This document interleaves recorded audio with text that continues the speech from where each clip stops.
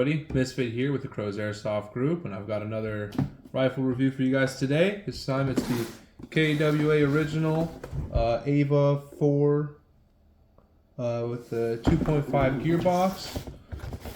It's $250. I got this one from ebike.com, but it's available all around for a similar price. Let's get right into it. Alright, so here we have the box for the KWA Original AVA-4. It's a similar box for the other platforms. And here is the gun.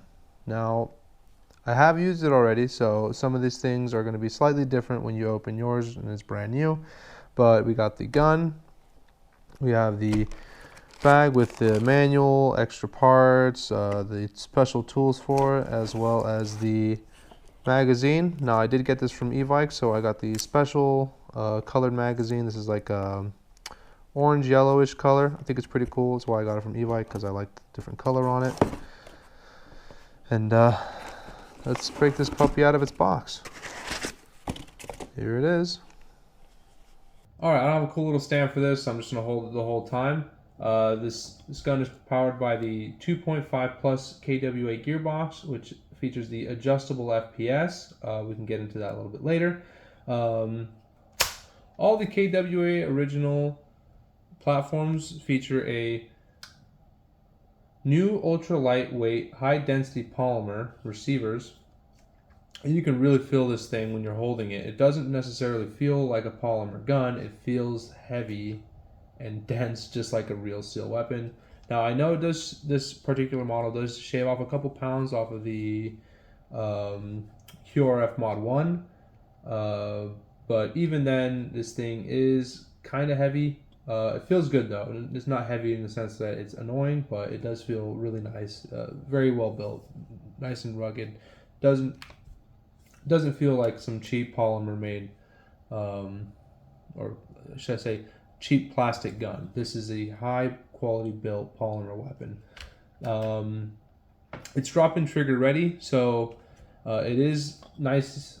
It is ready for a new ETU. I know it does have electronic trigger, but I would recommend upgrading it with some sort of MOSFET, maybe the Titan or something along those lines, just so you can get more out of this gun. The trigger, I'll get into later, its drawbacks is kind of lacking in my opinion, but like I said, we'll get into that. Features the KORE lightweight polymer M-LOK handguard and PTS enhanced polymer flip-up sights. A rapid deploy PDW stock, which is really nice. You actually don't need to press the button when you pull it out. It becomes fully extended when you pull it out that way. If you need it a little bit shorter, you can kind of stop it and pull it out even more, but to bring it in you do need to press this button. It has ambidextrous controls, which are nice and oversized, so even if you're wearing gloves, they're easy to find and easy to use. So you got your mag release here, mag release here, and mag release here. This thing actually has 3 different ways of releasing a magazine, which I think is pretty cool. It's also got the bolt release,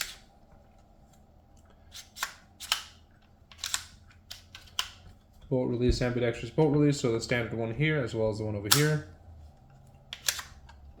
As you can see, it has a side charging handle that lets you access the hop up. It is flippable. The instructions that are included do tell you how to change the direction, so you can put this on the other side if you're left-handed to access it, but I'm going to leave it as it is because I am right-handed and this just works better for me. This rifle also features the new KWA ergonomic pistol grip, which I found very comfortable to use. I found it's got this nice little texturing on it, which isn't too obnoxious. Stays nice and firm in your hands. It's nice and big, especially with, it felt very comfortable to me, so I liked it a lot. It being a small gun, having a nice big grip, really let me control it the way I really wanted to. This rifle also features the new muzzle brake that they're utilizing at KWA. It's full metal, one piece. Very nice. I like the color. It's not like this obnoxious orange. Still orange, but it's not this super bright, flashy orange. It's got this kind of like burnt color to it. I find really cool. They're using it on a lot of the newer weapons, and I like it a lot. I mean, I'm going to take it off anyway to put on a tracer, like I did when I played recently at Project N1. It's just how it is. I prefer the tracer. So, but I mean, it's cool if you keep it on. This rifle also features a one-piece rotary hop-up, as you can see here. Nice single piece, easy to access. Also includes the KWA slim vertical grip right out of the box. This thing comes already attached, so it's nice not having to buy one separately. Kind of fits the whole model. It's got the same kind of design as your pistol grip, so everything matches. It all looks very clean. With the variable FPS, this thing ranges between 330 FPS and 370. It's a shorter rifle, so more meant for CQB, so you're mainly going to keep it on the 330 side, but you can take this out to the field and bump up the FPS if you need to. It comes with one 80-round QRF Mod 1 magazine. I thought this was going to be an issue, but the way that they played it at Project N1, I was able to carry around a speed loader and just kind of load it in between rounds or whenever I was in the dead box. So it wasn't too much of an issue.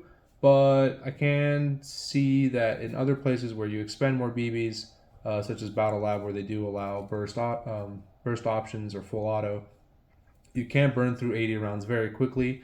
And finding these right now is very difficult. I think I found like 2 stores, and they're both out of the country online, that you could buy these from in packs of 3. So kind of a pain, but I mean, as soon as they come in stock, I'm sure I'm going to pick up a few more just because I need them, especially if I'm going to be playing at Battle Lab more often. Alright, they recommend an 11.1 battery for this, and I did try putting a 7.4 and it did not work well. The reason I used the 7.4 is because the battery compartment is very small and my 11.1s stuck out just a little too much. I ended up switching out to an 11.1 and having to kind of tape over it just so it wouldn't fall out. But as you can see here, it does come pre-wired to Dean's. But like I said, the compartment's very small. So if you can get a smaller 11.1, maybe a lithium ion or a LiPo if you can. Just any kind of way that you can get an 11.1 instead of a 7.4, just because it does need the 7.4. It does need the 11.1. The 7.4 does not. It gets stuck. I'll post a video here of me having some trouble with it, and I just.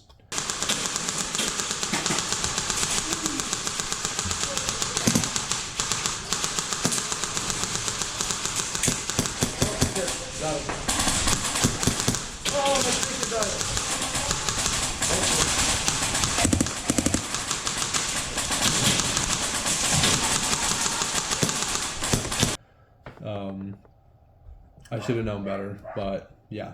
11.1, nothing lower. Alright, in the bag that it comes with, you get your manual, 2 tools, 2 Allen key tools or hex tools, so you can work on the adjustable FPS, and it works from some of these bolts here. Like I said, the manual, the warranty, a sticker, just kind of a diagram for kind of how it comes apart. So if you do want to take it apart, there's a nice little diagram here kind of showing you what goes where. It's very nice. It comes with these QD mounts, quick detach mounts for your sling. I did attach one here. There's also one that you can put here or on the other side, here and here. So in case you don't know, you have your sling mount here. Put it in, nice and easy, press the button, and it pulls out nice and easy. So you can have your sling on you, drop your weapon. I had that, and it was very convenient to have. So it does come with 2, so you can put one on the left, right, forward, back, however you want to decide to do that. That comes with that, and this is the tool to do that with. Oh, and also, these Picatinny sections here for the M-LOK do come separate. I think it becomes in this package, so you do need to install it yourself. But like I said, they have the tools to do it. You just put it on, put it where you need it or where you want it. and very easy to install if you don't know how. Look up a video, but you loosen up both bolts, put them in, and then tighten it up, and it should sit right in. All right, in order to do, I'm gonna make another video separately to this, but in order to do the adjustable FPS, you do need to get a long Phillips screwdriver, put it in there, take it out. You're gonna remove this section and use this tool to turn it either clockwise or counterclockwise, depending on if you want to go up or down on the FPS. Look at the manual, because I did make a mistake when I was adjusting mine, and it didn't really specify in the instructions. So I'm going to make a separate video kind of telling people how to properly do and how to properly adjust the FPS on these without having to mess it up in any kind of way. The manual does come with a bunch of different sections, but like I said, it was just kind of lacking in the FPS adjustment. It's right here, and it's literally 3 pictures and 3 points. So I feel like there could be more. Also, there was nothing specifically on what kind of battery you should use in the manual, or at least I didn't see it. It could be there. I had to go on e-bike to look it up, and that's where it told me that the 11.1 is preferred. So that's why I had used the 7.4 before, thinking that it would be okay. But like I said, an 11.1 is the way to go. But I had to find that from e-bike. It could be in here. I just maybe didn't look hard enough. Other than that, I think the gun was fantastic. Just to kind of, for $250, you get a polymer KWA that has a lot of potential, especially with these smaller platforms. You could do a lot of cool different things with it. Like I said, the only thing I would personally add to the internals on this is a Titan, just so the trigger can be a bit more responsive. It had this like, you got a lot of pull here, and then it was like this section, this last little bit that shot. And that was, I'd like to have a little bit more sensitive of a trigger, right? Not as much travel. So as soon as I touch it, it's kind of shooting, as opposed to having to travel and then having to let it go kind of a little bit more forward than usual. Usually it's, you shoot, slightly forward, shoot. No, this thing I kind of had to let it reset properly before I shot it again. So my rate of fire was a little bit slower than usual, but you adjust and that's fine. So other than that, I really like this gun. I think it's awesome. I'm really excited to kind of make it my own, upgrade it. Like I said, just the Titan, but kind of put different attachments on it. This thing looks really sleek the way I had it at Project N1. I'll post pictures, but this thing was awesome. I really enjoyed it. I had red tracers going through it, which made it shoot really cool, kind of like a Star Wars fight scene. But that's all I really got for this. Like I said, I really liked it. A couple things besides the trigger I didn't like, but other than that, and the trigger and the battery compartment could be just a tiny bit bigger, but that's fine. I'll get a lithium ion and I'll bite the bullet and just go from there.